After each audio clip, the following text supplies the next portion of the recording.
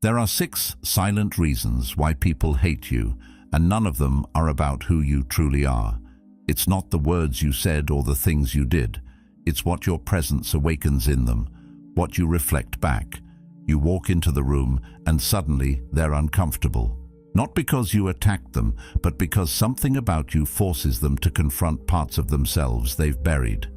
The confidence you carry, the boundaries you've built, the peace they never found. To them, you become a reminder of what they gave up, what they never started, or what they're still running from. And that reflection, that's what they hate. This video is not about blaming them or praising yourself. It's about understanding the quiet psychology behind why others project hate onto people who simply choose to live fully. Because once you understand that, you stop shrinking, you stop apologizing for growing, and you finally reclaim your peace. If you're on a path of self-mastery, if you're trying to build a mind that isn't shaken by opinion or rejection, please subscribe, because the inner work deserves a space where it's respected. Welcome to Stoic Journal. 1. You remind them of what they're not. You don't have to say a word. Just being you, calm, confident, composed, can set off alarms in someone else's soul. You're not walking into the room to prove anything, but still, the moment you enter, something changes. You notice the shift, a stare too long, a laugh that feels off, energy that turns cold, and yet you did nothing wrong. You were just being. But what most people don't realize is how threatening just being can be when it exposes what others are trying so hard to hide. See, your presence becomes a silent confrontation. Not with your words, not with your actions, but with your existence.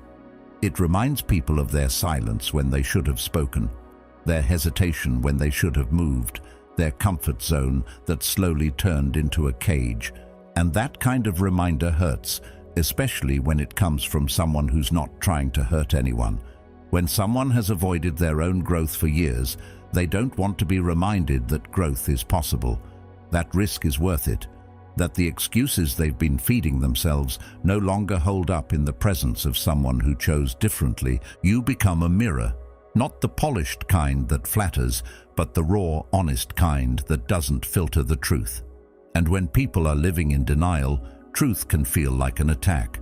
So they flinch, they get defensive, and in that defensiveness, they might mock you, dismiss you, or even hate you, because it's easier to discredit you than to deal with the discomfort you awaken in them. They might say you're arrogant, too intense, trying too hard, or that you changed.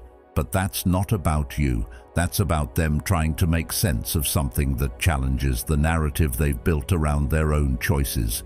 You didn't change. You evolved. You took your own path. And people who are stuck don't hate you because you left them behind. They hate that you proved they could have come too. Marcus Aurelius wrote, "If someone is able to show me that what I think or do is not right, I will happily change, for I seek the truth," by which no one was ever truly harmed. But not everyone is ready to seek truth. Not everyone is ready to face themselves in the reflection you unintentionally offer, and so they blame the mirror. This is where you have to stay strong. Because the moment you start shrinking yourself to be less offensive, to dull your edge, to dim your glow, you're no longer protecting them, you're betraying you. Stoicism teaches us to live in accordance with nature, and your nature isn't to make others comfortable by being less. Your nature is to grow, to expand, to live aligned with what's real and what matters. That means being okay with the discomfort your presence may cause in people who haven't yet made peace with their own choices. It means understanding that hate is sometimes a cry of regret, dressed in bitterness. That resentment is often disappointment that's looking for someone to blame, and that none of it is yours to carry. You don't need to explain yourself to those who are committed to misunderstanding you. You don't need to soften your spirit for people who never asked how you built it, and you don't owe a single apology for the peace you earned, the boundaries you hold, or the light you carry. If someone feels less than in your presence, it doesn't mean you're being more than. It means they have work to do, and that's their responsibility, not yours.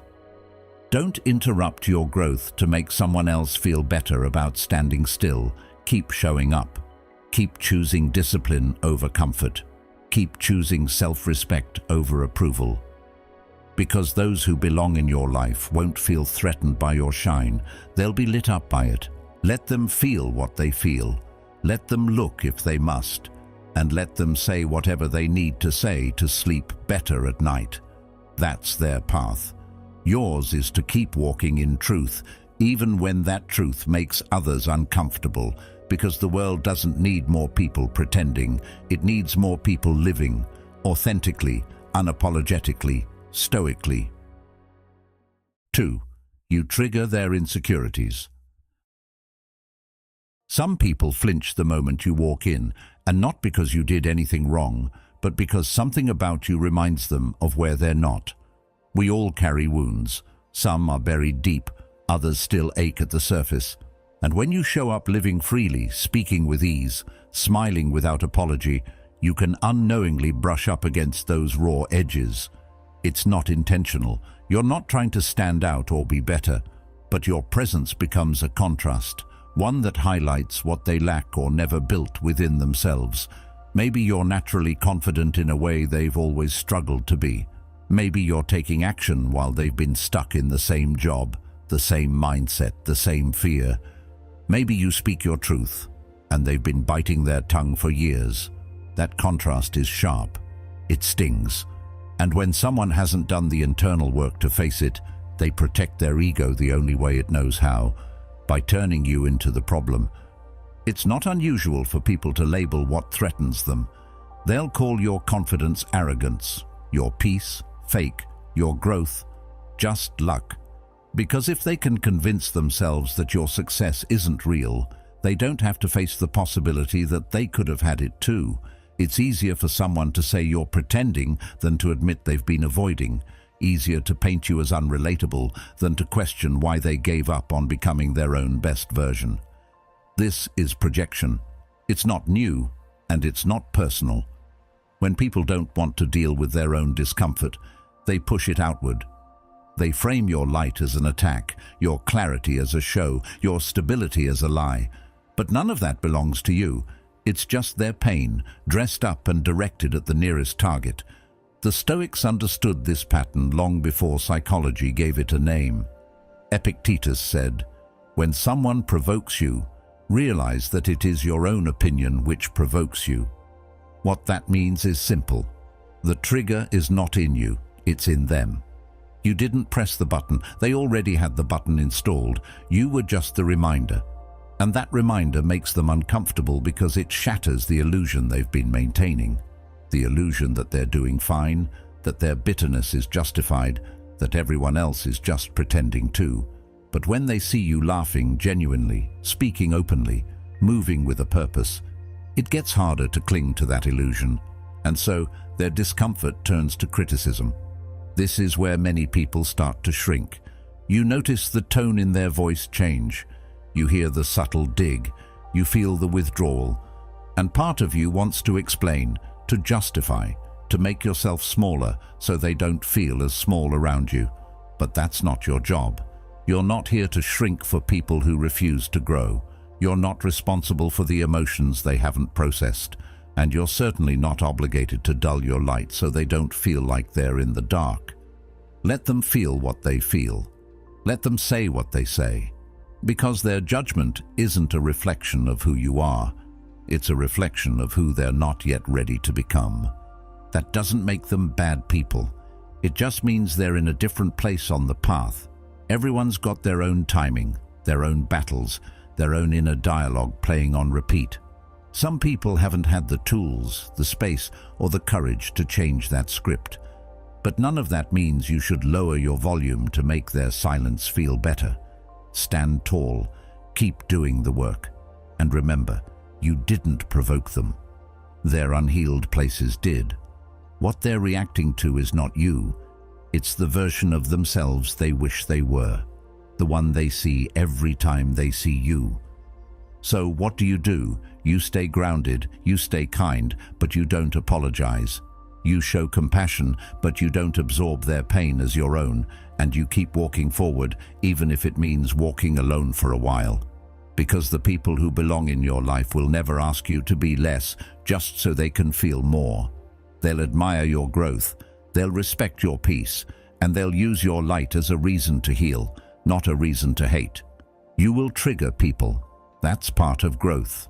And ironically, the more peaceful and whole you become, the more those who are restless and broken will try to poke holes in your calm. Let them, because their discomfort is not a sign you're doing something wrong, it's a sign you're doing something right. 3. You have something they want. Sometimes people won't hate you for being wrong. They'll hate you for having what they secretly wish they had. Not because you stole it, not because you rubbed it in their face, but simply because it's yours.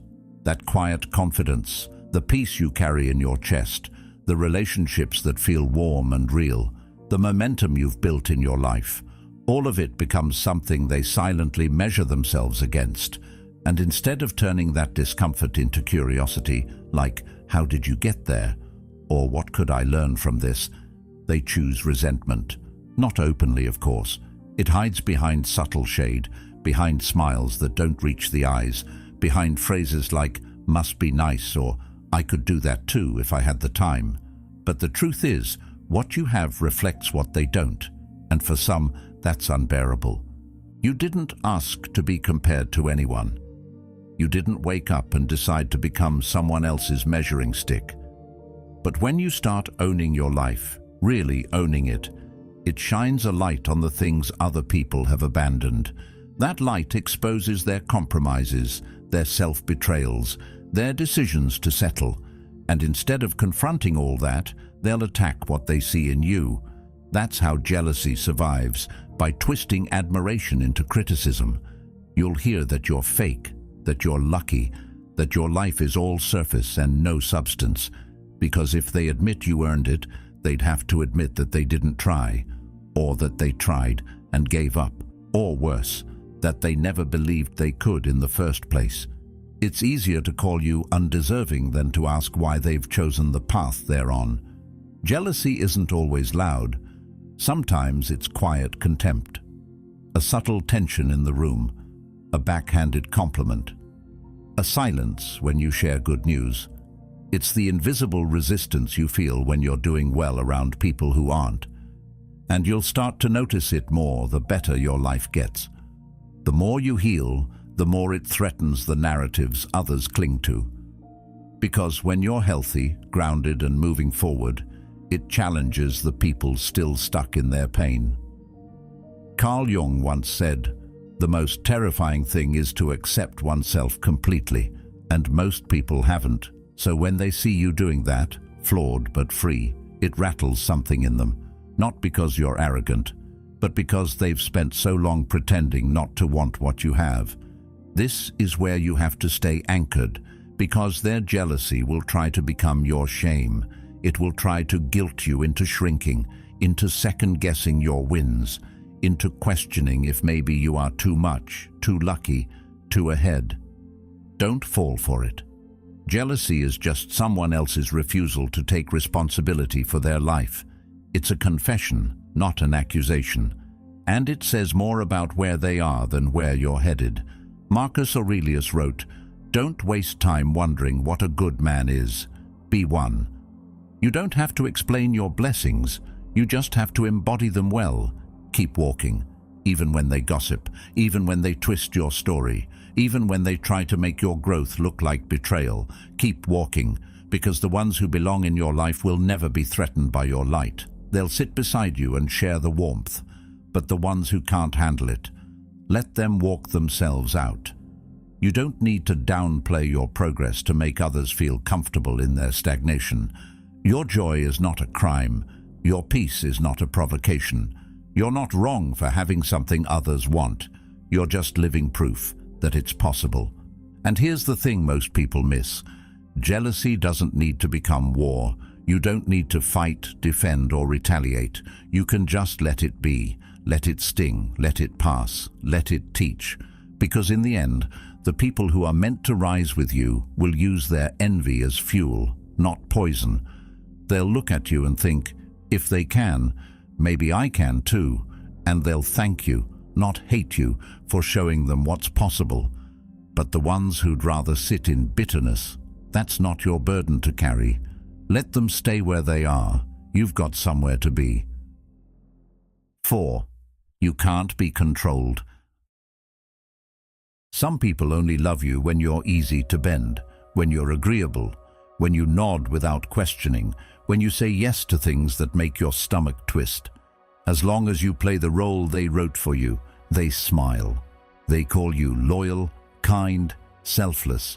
But the moment you say, actually no, the moment you start to make decisions that serve your own growth instead of their comfort, the entire energy changes. You're no longer the version of you they could manage. You've stepped out of the script, and suddenly you're difficult, selfish, distant. They don't hate the real you. They hate the uncontrollable you. Control doesn't always come with raised voices or demands. More often it's dressed in disappointment. It's in the guilt you feel after doing what's right for you. It's in the way someone says, I guess you've changed, as if growth were betrayal. It's in the silence that follows your boundary, and you start to question, was I wrong to speak up? Should I have just gone along with it? That self-doubt is exactly how control operates, not by force, but by conditioning you to feel bad for choosing yourself. But the moment you step into who you really are, no filter, no role, no need for approval, you begin to see who actually loved you and who just loved having access to you. There's a quiet kind of courage in saying no without explaining, in living your truth without needing someone else's permission. And that courage, it scares people who only know how to connect through compliance. They'll push back, they'll test the edges of your resolve. They'll try to make you feel like your independence is a weapon, but it's not. It's your birthright. Seneca said, "No man is free who is a slave to the opinion of others." And most people don't realize how deeply they've been conditioned to obey, not just by society, but by the subtle emotional contracts they've signed in relationships. Be agreeable and you'll be loved. Be quiet and you'll be accepted. Be useful and you'll be kept.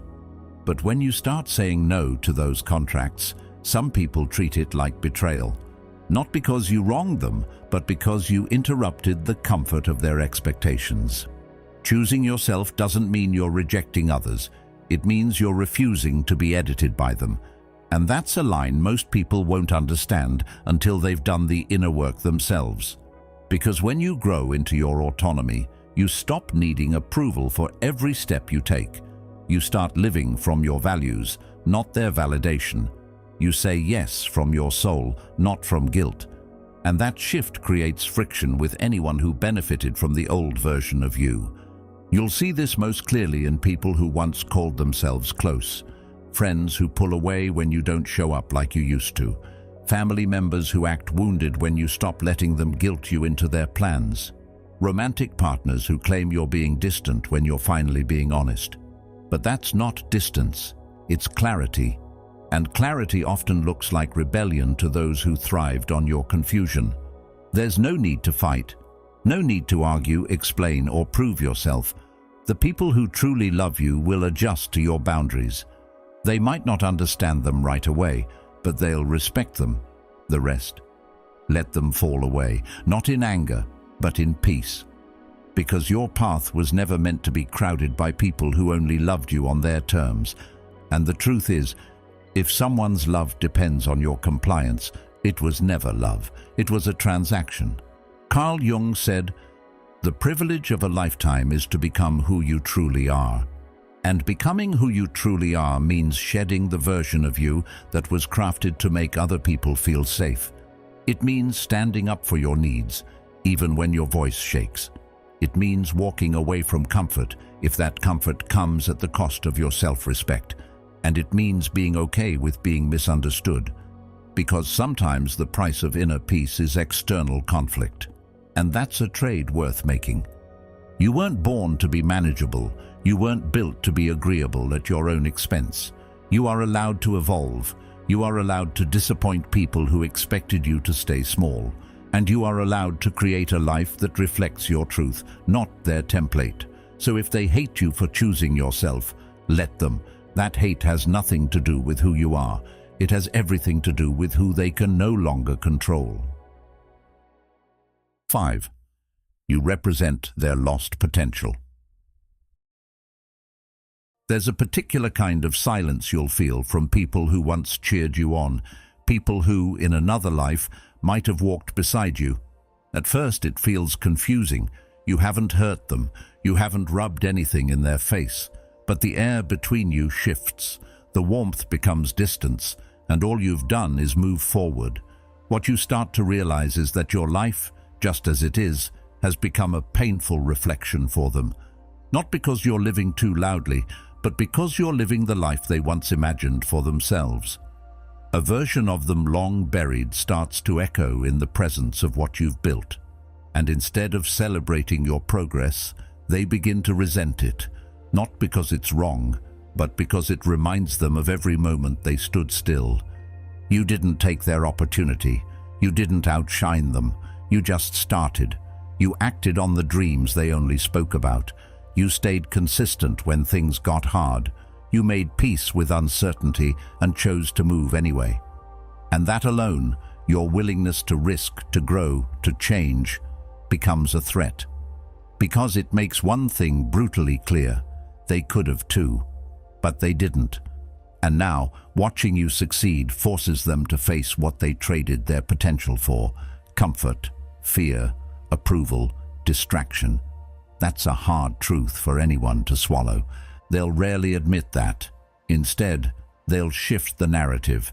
They'll say you got lucky, that your timing was perfect, that you had advantages they didn't. Some will even say, you've changed, as if remaining unchanged is a virtue. But what they're really saying is, you kept going when I stopped. That's what stings, because your path reveals what theirs could have been. You become a reminder that regret doesn't just stay in the past. It shows up in the present, wearing the face of someone who chose differently. Carl Jung once said, "Nothing has a stronger influence psychologically on their environment, and especially on their children, than the unlived life of the parent." And that unlived life doesn't disappear. It lingers, it festers, it leaks into conversations, into tension, into resentment. And when you walk into a room full of people who gave up on themselves, your presence won't feel like light. It'll feel like exposure. Not because you're doing anything wrong, but because they've built their life around pretending that their dream wasn't real to begin with, and then you show up as proof that it was. You don't need to apologize for that. You're not a ghost of someone else's potential. You're not a villain in someone's internal dialogue. You are not obligated to slow your pace just because someone else stopped walking. You didn't live their life for them. You lived yours. And that's not arrogance. That's responsibility. The kind too many people abandon when it gets uncomfortable. Marcus Aurelius wrote, "It is not death that a man should fear, but he should fear never beginning to live." And most people never begin, not because they're incapable, but because they're afraid of leaving behind the version of themselves the world has accepted. You left, you began, and now you're here, holding the weight of your own choices and the quiet disappointment of others who didn't make theirs. That's a heavy thing to carry if you let it be, but you don't have to. Their regret is not your burden. You didn't choose their limits. You don't have to inherit their shame. And no matter how softly they say it, "Must be nice" is not a compliment. It's a confession, a whisper from a life that stopped moving. One that watches you now, not with hatred, but with the ache of 1,000 what-ifs they never dared to answer. Let them feel what they feel. You're not the villain, you're the possibility they abandoned. That makes people uncomfortable. But discomfort is where growth begins, if they choose to meet it. Some will, some won't. But your job was never to convince them. Your job is to keep building, keep healing, Keep becoming the version of yourself you once dreamed about, because regret doesn't need another witness. It needs a reason to wake up. You are not better than them. You are not more worthy. You just moved when they froze, and that movement created a ripple they weren't ready for. It doesn't make you wrong, it makes you free. So keep walking, keep evolving. And when you feel the weight of someone else's lost potential on your shoulders, shake it off. That's not your shadow, that's theirs. You've got a life to live. Keep going. 6. Your joy threatens their misery. There's a certain discomfort people feel when someone else finds peace. Not because peace is offensive, but because it reveals what they've been refusing to believe, that joy is still available, that healing is possible, that life doesn't have to be lived in bitterness and noise. Some people hold on to misery like it's a badge of honor. They've wrapped their identity around struggle, around the belief that life is nothing but survival. And when you show up, smiling, grounded, laughing softly at nothing, they don't see someone lucky. They see a contradiction, a disruption to the story they've built to justify staying exactly where they are. And that disruption feels like an attack, even though you haven't said a word. You're not preaching. You're not even trying to inspire anyone. You're just existing with a little bit more lightness in your step. But even that is too much for someone who's decided happiness is a lie. You don't need to say anything for your joy to trigger their defenses. It's in how you speak, how you breathe, how you don't react to chaos, how you walk away from drama instead of fueling it. And that calm, that contentment, it threatens the foundation of their worldview, because if you found a way to be okay, then maybe they could have too. But instead of asking how, they'll try to convince you that your peace isn't real. They'll pick at it, subtly, then openly. That won't last. You're naive. Life hasn't hit you yet. They'll speak like prophets of pain, as if joy were a crime against reality. But it's not. Joy is a rebellion. In a world built on stress and outrage, joy is one of the most radical things you can embody. And when people see you living it, they have two choices: be curious or be critical. Most choose critical, not because they hate you, but because they've made peace with their misery. It's familiar, it's predictable, and they're not ready to question it. Carl Jung once wrote, "People will do anything, no matter how absurd, to avoid facing their own souls." That includes mocking someone else's happiness, because to take your joy seriously would mean facing the parts of themselves they've neglected. It would mean admitting they gave up on hope, on healing, on softness. So instead, they turn your light into a target. But that's not your problem to solve. Your peace isn't a challenge for others to pass. It's your own quiet revolution. And it doesn't need anyone's validation to be real. Some will say you're pretending, that no one can be that content, but you're not faking anything. You've just stopped waiting for life to be perfect before you let yourself breathe. You've stopped tying your joy to outcomes and started rooting it in presence. And that shift makes people nervous, because we live in a culture where complaining bonds people more than truth does, where vulnerability gets mistaken for weakness, where being at peace is seen as being out of touch. But you're not out of touch. You're finally in alignment. Aristotle said, "Happiness is not to be sought in the approval of others, but in the alignment of the soul with reason." You've stopped chasing applause. You've stopped explaining your peace. You've simply started listening to yourself. And when that happens, when your soul starts aligning with something deeper than performance or pressure, you naturally step out of the loop others are stuck in. You stop reacting to every noise. You stop needing to match their energy. And in doing that, you expose how performative their misery has become. But that exposure is not your responsibility. You don't need to argue for your joy. You don't need to justify your healing.